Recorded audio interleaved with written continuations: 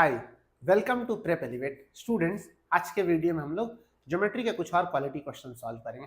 चलिए आइए स्टार्ट करते हैं। तो देखिए हमारा पहला क्वेश्चन है A1, A2, A3 dot dot A10, A11, A12 are 12 distinct points equally spaced and arranged in a same order on the circumference of a circle. This is a circle, इसमें 12 distinct point है, equally spaced. Find the distinct number of triangles which can be formed using these points as vertices such that the circumcenter lies on one of the sides of a triangle. पूछ रहा है कि इसमें कितना सारा triangle बना सकती है वर्टिसेस का यूज करके। हम लोग इस पॉइंट्स का यूज करके मतलब ट्राइंगल का वर्टिसेस कितना ट्राइंगल बना सकते हैं। कंडीशन दिया है कि कंडीशन है कि जो ट्राइंगल वो होगा उसका circum centre lies on one of the sides of A triangle. Triangle के किसी एक साइड पे वो सर्कम सेंटर होना चाहिए। तो देखिए एक चीज है, अगर ऐसा कंडीशन नहीं होता तो क्या करते हैं, सिंपल सा लॉजिक 12C3 कर देते हैं। 12 में से कोई भी 3 पॉइंट सेलेक्ट कर लो तो ट्राइंगल बन जाएगा, बट ऐसा नहीं। यहाँ पे भी कंडीशन दिया कि जो सर्कम सेंटर है वो ट्राइंगल के किसी एक साइड पे हो। तो पहला चीज यहाँ पे क्लिक करना चाहिए कि कोई भी ट्राइंगल में अगर सर्कम सेंटर अगर साइड पे, अगर ट्राइंगल के किसी एक साइड पे, तो इसका मतलब वो राइट एंगल ट्राइंगल, तभी ऐसा पॉसिबल है। तो पहला चीज यहाँ पे हम लोग क्लिक करना चाहिए कि जो ट्राइंगल बन रहा है वो right angle triangle, because right angle triangle का जो सर्कम सेंटर होता है वो ट्राइंगल के हाइपोटेन्यूज पे होता है। ठीक है, तो पहला चीज यहाँ पे क्लिक करना चाहिए कि राइट एंगल ट्राइंगल बनाना। दूसरा चीज, अच्छा राइट एंगल ट्राइंगल कैसे पता करें कितना बनेगा। दूसरा चीज है कि राइट एंगल ट्राइंगल जब सर्कल पे बनता है तो उसका जो हाइपोटेनियस होता है वो सर्कल का डायमीटर होता है। वो देखिए सेमी सर्कल पे जो एंगल बनता है वो राइट एंगल होता है। मतलब एक साइड जो होगा ट्राइंगल का वो क्या होगा, जो सर्कल है उसका डायमीटर होगा। तो ये दूसरा चीज क्लिक करना था यहाँ पे। देखिए ज्योमेट्री में अगर आपको कुछ कुछ छोटी छोटी चीजें पता है तो फिर ज्योमेट्री का क्वेश्चन बहुत ईजी है। ज्योमेट्री का कितना एक दायरा उसके अंदर ही से क्वेश्चन पूछता है, लेकिन आपको चीजें अगर पता है तो फिर बहुत ईजी है, नहीं तो फिर क्वेश्चन नहीं बनेगा। तो दो चीज हम लोग को पता चला, पहला तो राइट एंगल ट्राइंगल बनना, दूसरा कि राइट एंगल ट्राइंगल जो बनेगा उसका जो हाइपोटेनियस होगा वो डायमीटर ऑफ द सर्कल होगा। अब हम लोग पता कर सकते हैं इजिली। तो डायमीटर के लिए हमारे पास कितना ऑप्शन है, देखिए 1, ऑब्वियसली 12 पॉइंट्स है तो 6 ऑप्शन होना चाहिए, 2, 3, 4, 5 एंड 6। तो 6 डायमीटर हमारे पास हाइपोटेनियस के लिए 6 ऑप्शन है। ठीक है, ये हाइपोटेनियस के लिए ऑप्शन है। अब इसको फिर से यहाँ पे मैं ड्रॉ करता हूँ। अब देखिए अगर किसी एक हाइपोटेनियस को हम लोग सेलेक्ट करते हैं, सपोज यहाँ पे A1 है, यहाँ पे इसको अगर क्लॉक की तरह बनाए A3, यहाँ पे A12, ऐसा कोई जरूरी नहीं, आप कैसे भी ड्रॉ कर सकते हैं। यहाँ पे A6। तो हम क्लॉक की तरह इसलिए बनाया था कि आपको हम यहाँ पे बता सके कि A6 और A12 आपस में यहाँ पे कनेक्ट होगा। ठीक है, A3 कनेक्ट होगा A9 से।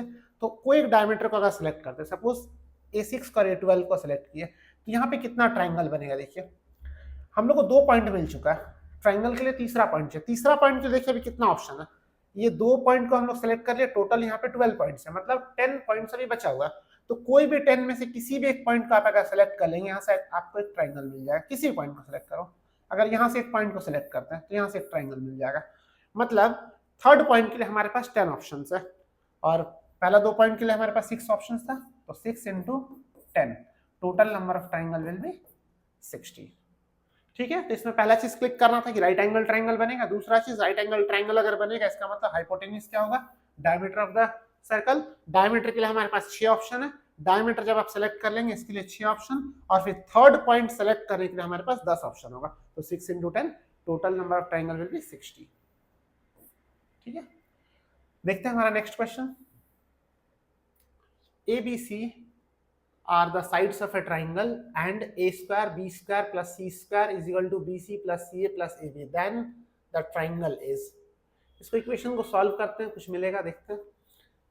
a square plus b square plus c square is equal to bc plus ca plus ab। इसमें ट्राइंगल हम लोग को बनाने का जरूरत नहीं है, जरूरत पड़े तो आगे बना लेंगे, पहले इसको सॉल्व करते हैं। क्या कर सकते हैं बताइए, होल स्क्वायर के फॉर्म में अगर लेके आते हैं तो इसको दोनों तरफ 2 से इंटू कर दो, तो क्या मिलेगा 2a² plus 2b² plus 2c² is equal to 2ab plus 2bc plus 2c है। अच्छा, इसको अलग अलग भी रख सकते हैं, 2 से मल्टीप्लाई करने की वजह से लिख सकते हैं a² plus a² plus b² plus b² plus c² plus c² is equal to 2ab plus 2bc plus 2c है।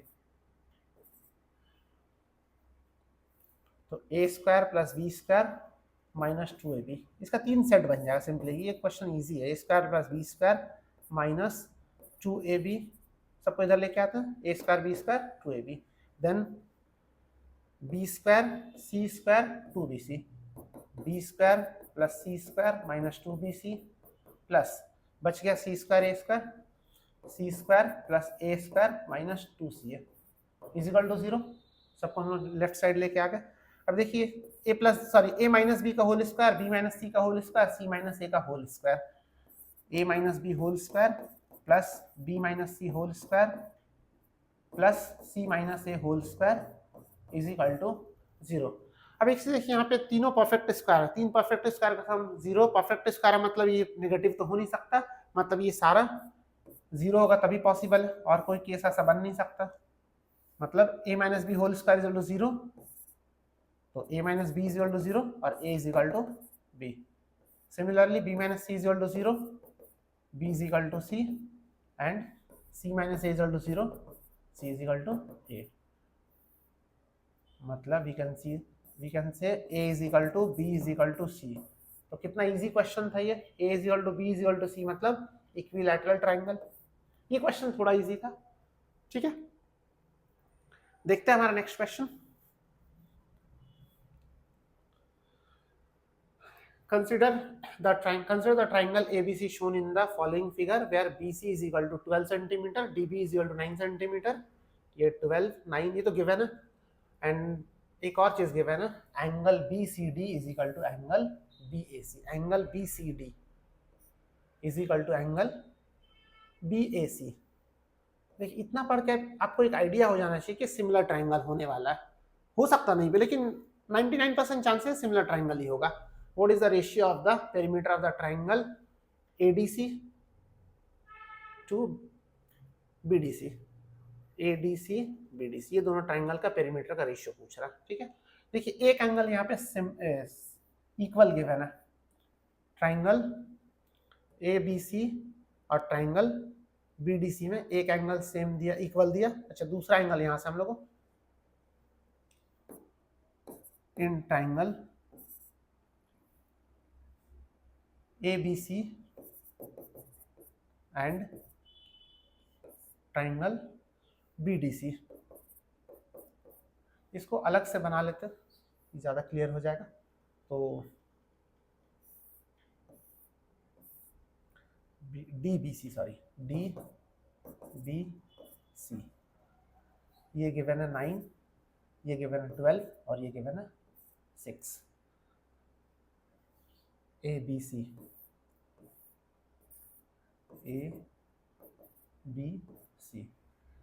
इसमें क्या गिवन है, ये 12 है और इसको नहीं बनाते अभी, ठीक है। Angle DCB, this angle is equal to angle BAC, this angle, ये दोनों इक्वल गिवन है। और देखिए ये तो सेम एंगल है ना, ये तो कॉमन है इस ट्रायंगल के लिए, इस ट्रायंगल के दोनों के लिए कॉमन है। तो ये जो एंगल है हमारा, this angle is equal to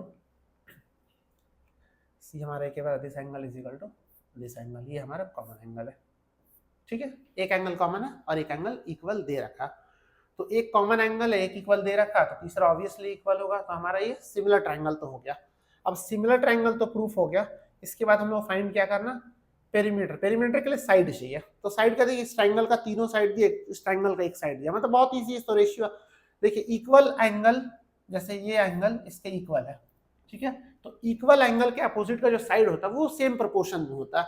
मतलब इस एंगल का जो अपोजिट है 6, तो इसके अपोजिट हम लोग x लिख लें और इसको y लिख लें। तो ध्यान से देखिए हम लोग लिख सकते हैं 9/12 इज इक्वल टू इसका अपोजिट एंगल 6 और इसका opposite angle x is equal to, जो बच गया हमारा 12 बाई y। हाँ, यहाँ पे क्या होता है, बहुत बार सिमिलर प्रूफ करने के बाद भी हम लोग हो सकता है गलती कर, यहाँ पे ध्यान रखना है कि जो एंगल इक्वल है उसके अपोजिट का आपको प्रोपोर्शन निकालना। जैसे ये एंगल इसके इक्वल है तो इसका अपोजिट 6 है, इसके अपोजिट x है, 6 बाई x। ये एंगल हमारा इक्वल है, इसके इक्वल है, तो इसका अपोजिट 9 है, तो इसका अपोजिट 12 है, 9 बाई 12 है, जो बच गया 12 बाई y। तो यहाँ से हम लोग रेशियो 3:4 दिख रहा है, तो 3:4, तो 6x का वैल्यू 8 आना चाहिए।